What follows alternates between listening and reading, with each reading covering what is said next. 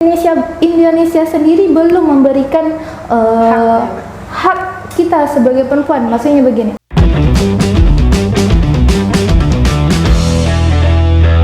Assalamualaikum warahmatullahi wabarakatuh. Bertemu lagi sama saya Rita Muslifa di Q&A GZID Indonesian Channel. Jangan lupa buat teman-teman like, share, dan subscribe.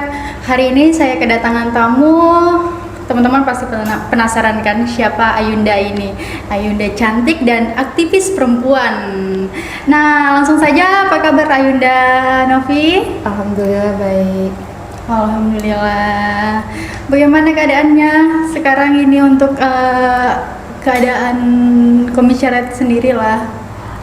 Untuk komisariat sendiri sekarang lagi bisa dibilang tanpa kegiatan vakum lah, karena kan masih dalam kondisi pandemi nih. Iya. Banyak yang lagi di luar kota. Oh iya, sebelum kita ngebahas panjang nih kan, boleh lah kan perkenalan dulu sama teman-teman gitu kan.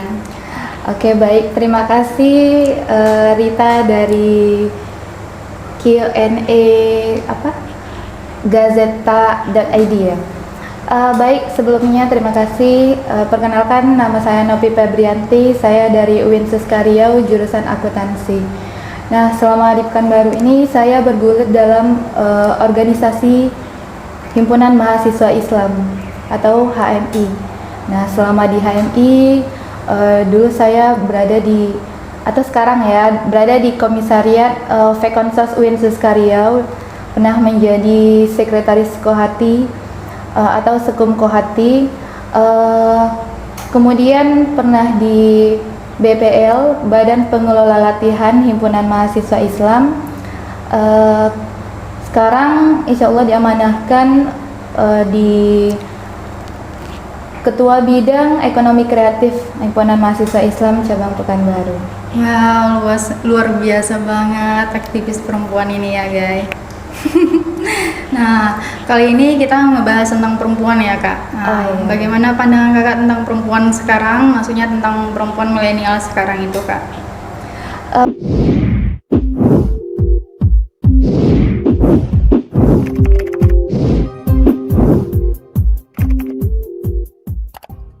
Kalau berbicara kita tentang perempuan, tentu kita berbicara tentang diri kita sendiri ya. Iya. Nah, sebelum kita berbicara tentang diri kita sendiri, perempuan, sering kita mendengar bahasa perempuan, ada yang menggunakan bahasa wanita. Sebenarnya bahasa mana sih yang harusnya kita gunakan untuk sekarang ini ya? Nah, berbicara tentang wanita, wani ing tata atau wani ing toto, itu diambil dari bahasa Jawa yang artinya wanita yang berani untuk ditata atau berani menata. Nah, istilah wanita ini dulunya dipakai pada masa Orde Lama sebenarnya.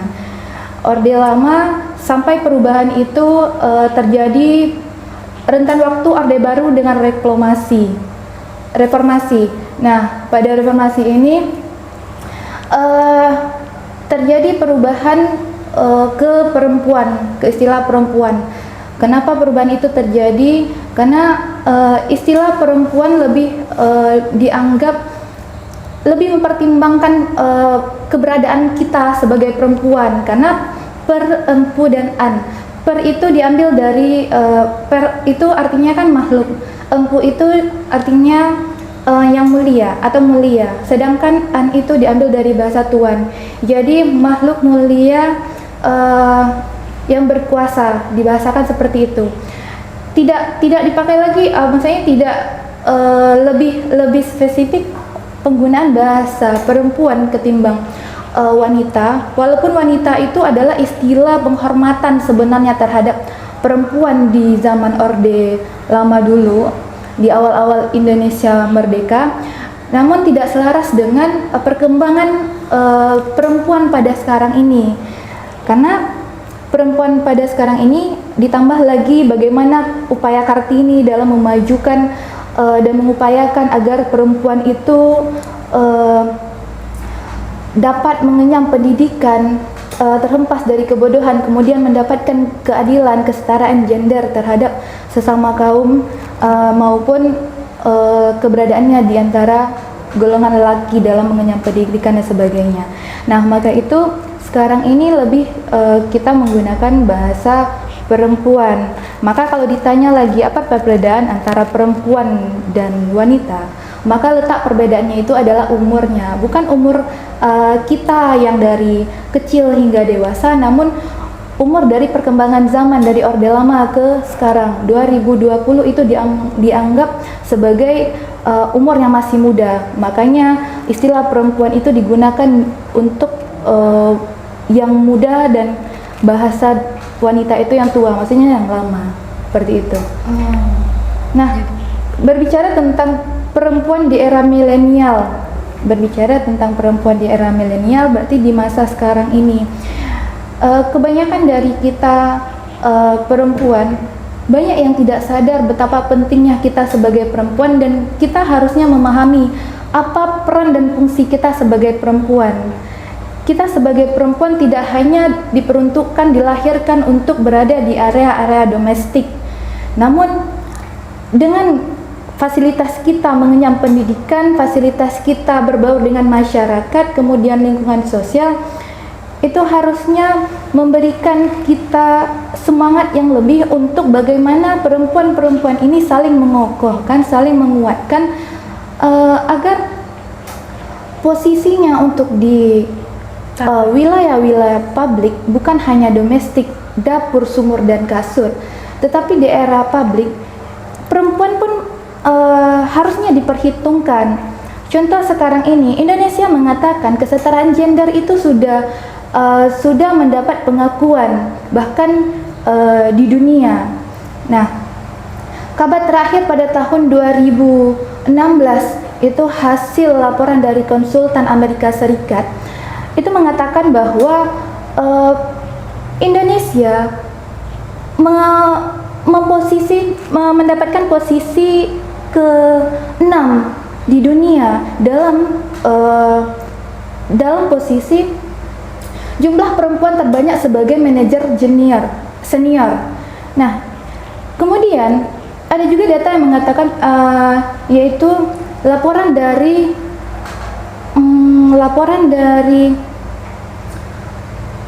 hasil riset The Global Gender Gap Index itu pada tahun 2007 mengatakan kesetaraan gender di Indonesia itu sudah diakui dan mendapatkan posisi strategis di urutan ke-9 se-Asia. Nah, itu kan membuktikan Indonesia, perempuan-perempuan Indonesia wajib untuk diakui keberadaannya. Kemudian data dunia juga memposisikan perempuan sekarang ini pada tahun 2018 di posisi ke-85 untuk diakui keberadaan kesetaraan gendernya. Berarti kan kondisi perempuan di Indonesia itu sudah mantap secara di luar Indonesianya. Namun yang terjadi hari ini menurut pasal Undang-Undang Nomor 8 Tahun 2012, perempuan sudah diberikan, perempuan sudah diberikan posisi strategis mengisi parlemen sebanyak 30%. Namun kenyataannya perempuan yang mengisi posisi 30% itu tidak semata-mata karena kemampuannya, melainkan hanya beberapa menjadi syarat untuk melengkapi syarat agar pelaksanaan pemilihan itu terjadi. Karena di sini saya mau melihat banyak dari senior-senior saya yang perempuan yang terjun dalam perpolitikan, yang ingin duduk ke bagian badan legislatif. Namun nyatanya kebanyakan, ini yang menjadi PR kita sekarang, kebanyakan setelah ada dari kita, maksudnya dari perempuan ingin naik ke parlemen untuk membantu menyuarakan suara perempuan yang harusnya sampai ke daerah-daerah, nyatanya perempuan sendiri tidak mendukung perempuan itu untuk maju. Malahan yang saya lihat kemarin banyak masyarakat kita lebih condong kepada yang memimpin itu laki-laki saja. Iya, iya. Perempuan nanti kebaperan atau gak fokus dan sebagainya. Nah, sebenarnya terjadi di Indonesia sekarang ini, di zaman milenial ini ya, yang membunuh karakter perempuan itu sendiri adalah perempuan dari perempuan. Nah, banyak terjadi penilaian-penilaian itulah yang membuat perempuan ingin maju kemudian dipatahkan oleh prinsip atau penanaman nilai-nilai atau pandangan masyarakat yang unsurnya dari perempuan terhadap perempuan itulah yang membuat perempuan tidak lagi bersemangat untuk menyampaikan inspirasi perempuan. Nah, itu mengacaukan kita untuk ke depan. Kenapa? Ketika kita memilih pemimpin dari laki-laki, yakinlah dari 100%, 80% tidak mungkin, maksudnya rentetan 50-80% tidak mungkin pemimpin laki-laki lebih memfokuskan kinerja atau memfokuskan aturan-aturan untuk masyarakat itu kepada yang memihak terhadap perempuan. Nah, itu harapan kita, maka kita berharap ada perempuan yang maju ke parlemen untuk membantu menyuarakan suara kita yang di bawah. Apalagi dari aktivis-aktivis perempuan yang ada di Indonesia, kita punya ide-ide untuk bagaimana senior-senior kita, kakak-kakak kita, ibu-ibu kita yang ada di parlemen itu mendengar suara kita, bahwa kita membutuhkan wadah ataupun penyaluran bagaimana minat bakat kita sebagai perempuan pun ditampung oleh pemerintah. Tapi nyatanya dengan keberadaan pemimpin tadi adalah laki-laki atau laki-laki, jadi harapan kita semakin minim. Nah, ditarik dari itu, kita tidak menyalahkan pemerintah hanya memberikan 30% kepada perempuan untuk kita di parlemen. Namun kalau kita mampu, sebenarnya kita tidak ingin ada unsur pembatasan 30%. Kalau memang pantas perempuan itu untuk maju imbang, kenapa tidak? Namun yang terjadi ini PR kita bersama, PR saya pribadi dan PR perempuan-perempuan yang ada di Indonesia. Kalau kita tidak mau memantaskan diri kita untuk menjadi pantas, maka 2% pun yang diberikan pemerintah itu tidak akan pernah terpenuhi. Karena kita hanya bermodalkan kecantikan kita, bermodalkan keturunan keluarga kita dan sebagainya tanpa kita memupuk kemampuan kita. Makanya banyak dari kita yang biasanya duduk di parlemen-parlemen itu kalau tidak bekas orang tuanya yang menjadi pejabat itu susah. Kalaupun sudah sampai di sana, apa yang mau diperbuat? Karena naiknya bukan berdasarkan keinginan untuk memajukan bangsa ataupun ingin untuk memajukan generasi perempuan, aktivis perempuan dan ibu-ibu di daerah-daerah. Nah, itu yang membuat kita, aduh, gimana ini Indonesia? Saya pribadi pun itu menjadi PR. Nah, kalau untuk sekarang di era milenial, apa sih yang bisa kita buat sebagai generasi aktivis atau generasi perempuan berikutnya terhadap Indonesia, begitu bahasanya ya?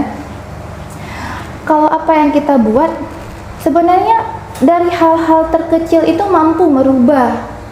Contoh, kita yang pertama jelas kita harus mengukur kemampuan kita dulu. Tidak usah kita berlagak tinggi kalau memang kemampuan kita rendah. Nah, namun kan setiap kendala, setiap permasalahan itu pasti ada solusinya. Makanya kita butuh dukungan dari senior-senior kita. Maksudnya bukan dari HMI saja, maksudnya senior-senior yang dari perempuan. Kemarin provinsi pernah juga mengadakan pemberdayaan perempuan untuk remaja-remaja yang ada di Provinsi Riau. Namun ada beberapa penekanan yang kurang saya apakan di sana.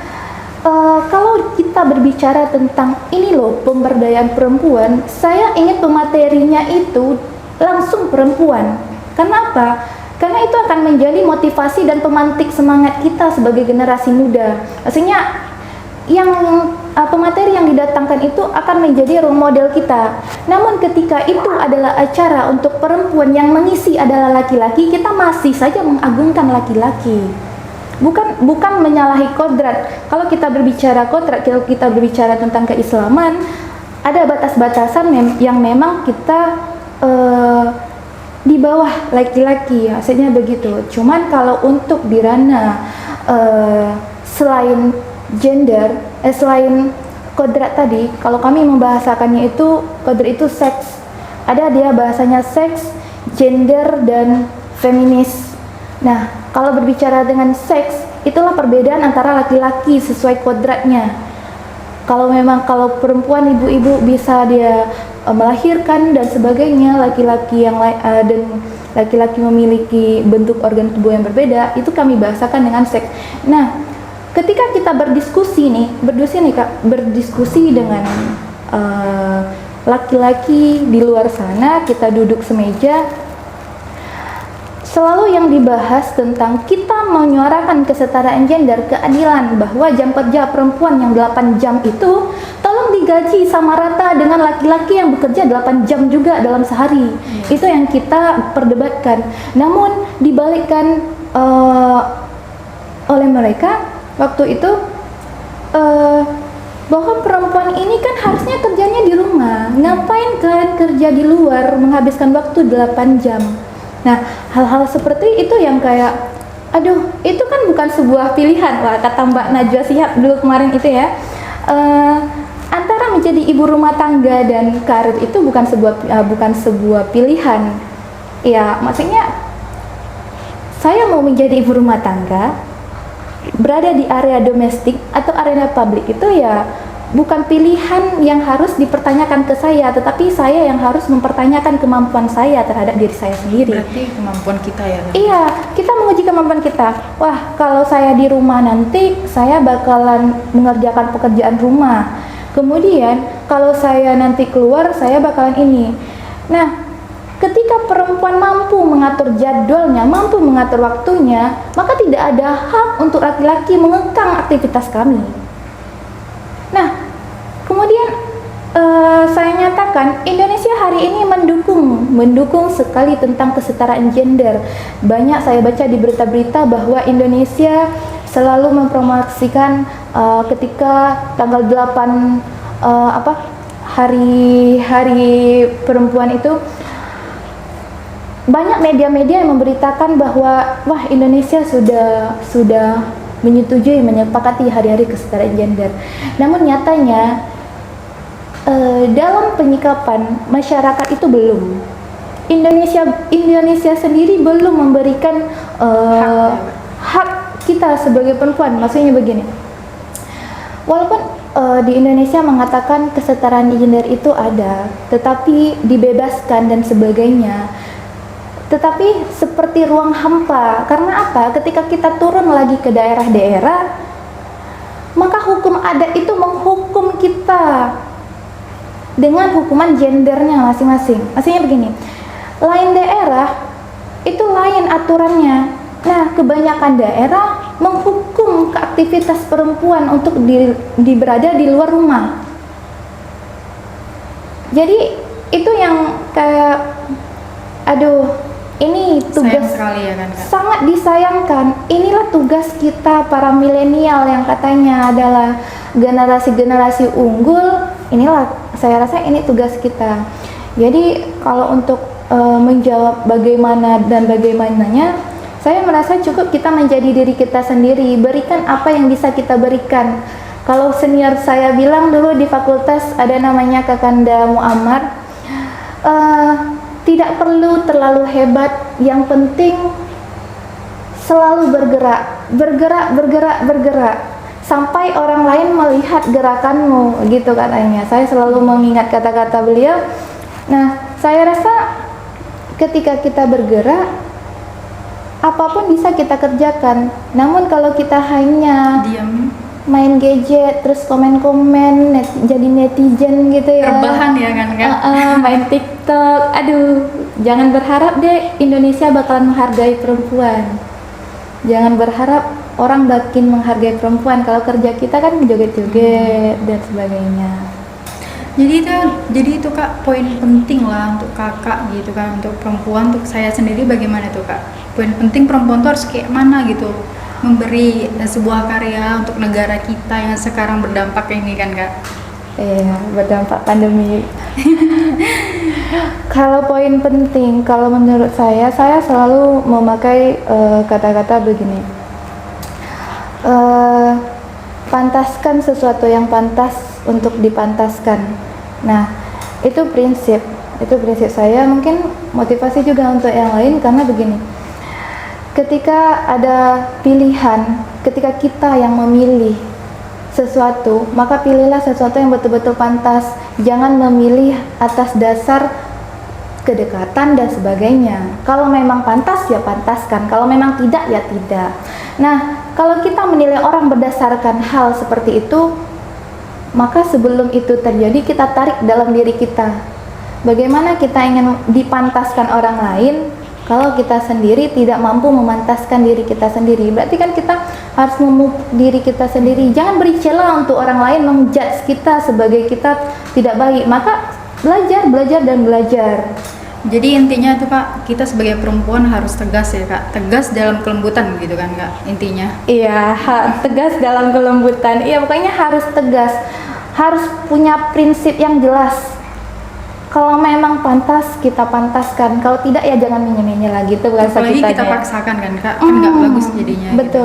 Kemudian kalau kita diposisikan, kebanyakan kalau kita nih perempuan, kita susah. Kalau untuk zaman sekarang, susah untuk mendapat posisi-posisi strategis yang misal untuk langsung menjadi ketua umum. Ini tidak membahas tentang organisasi, tapi juga di lembaga yang lainnya. Maka solusi yang bisa kita gambarkan sekarang ini, jangan diukur sukses kita itu berdasarkan posisi kita. Saya pemimpin, saya sukses, saya hebat. Bukan, tetapi dimanapun, walaupun kita hanya sebatas anggota, maka jadilah anggota yang betul-betul diperhitungkan. Kalau kita berada, itu kayak ini ya, kayak pohon ya. Ketika kita menjadi akar, maka jadilah akar yang kuat. Kalau kita di posisi pohon, maka kita berada di memantaskan diri lah intinya, memantaskan diri.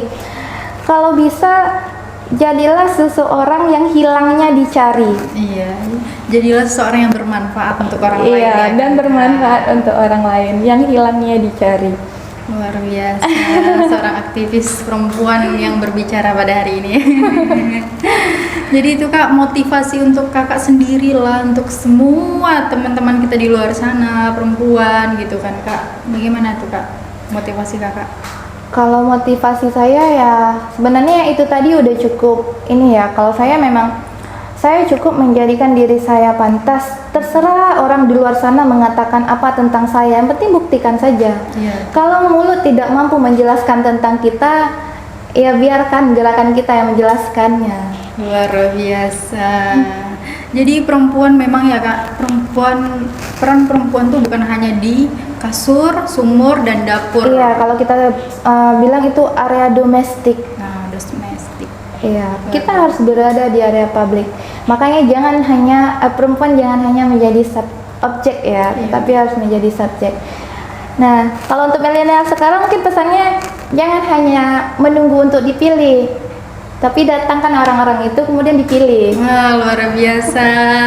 Ini kode keras ya teman-teman. Ya, karena banyak yang baperan sekarang ya. Alhamdulillah ya Kak.